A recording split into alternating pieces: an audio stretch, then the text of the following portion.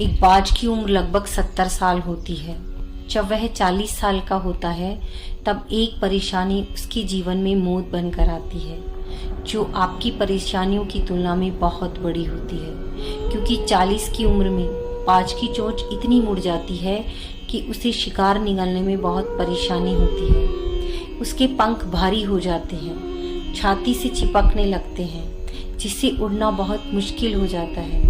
उसके पंजे लंबे और लचीले हो जाते हैं, जिससे वो शिकार को सही से नहीं पकड़ पाता है। अब उस बाज के पास सिर्फ 3 रास्ते बचते हैं। वो अपना शरीर त्याग सकता है, गिद्ध की तरह छोड़े हुए भोजन पर निर्भर हो जाए। और तीसरा रास्ता, सबसे कठिन और पीड़ादायक रास्ता, अपने आप को पुनर्स्थापित करने का और फिर से आसमान का सीना चीर कर उड़ने का।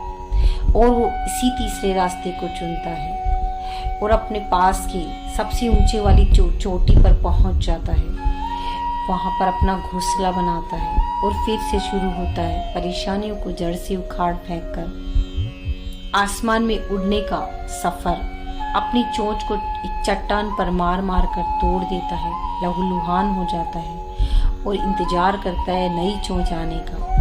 उसके बाद अपनी नई चोंच से अपने पंजों को काट देता है और फिर से इंतजार करता है नए पंजों के उगाने का। उसके बाद वह एक एक पंख को अपने शरीर से अलग करता है और फिर इंतजार करता है नए पंख उगाने का। और फिर इस प्रक्रिया में उसे समय लगता है पूरे 5 महीने का। इन 5 महीनों की कड़ी तपस्या से बाज का पुनः जन्म होता है और फिर से तैयार हो जाता है आसमान का सीना चीर कर उड़ने के लिए।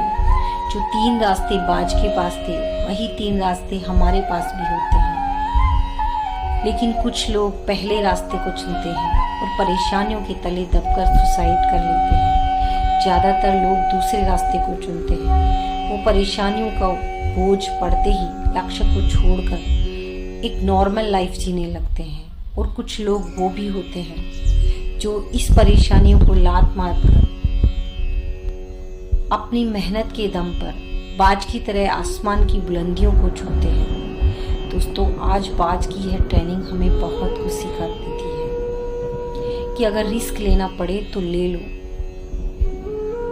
अपनी फील्ड में अपने आप को इतना ट्रेंड कर लो कि उस फील्ड में आपसे ऊपर उड़ने के बारे में कोई सोच भी ना पाए, लोगों के पसीने छूट जाए, आप अपनी फील्ड के बादशाह कहलाओगे। धन्यवाद दोस्तों, फिर मिलते हैं।